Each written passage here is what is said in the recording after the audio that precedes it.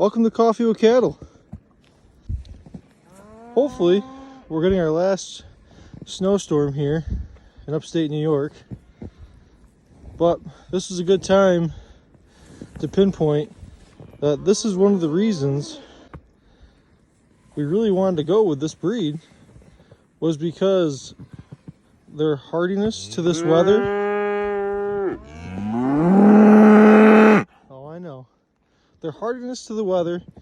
Now, as long as they have fresh hay, clean water, minerals, and a way to get out of the wind, they do very well.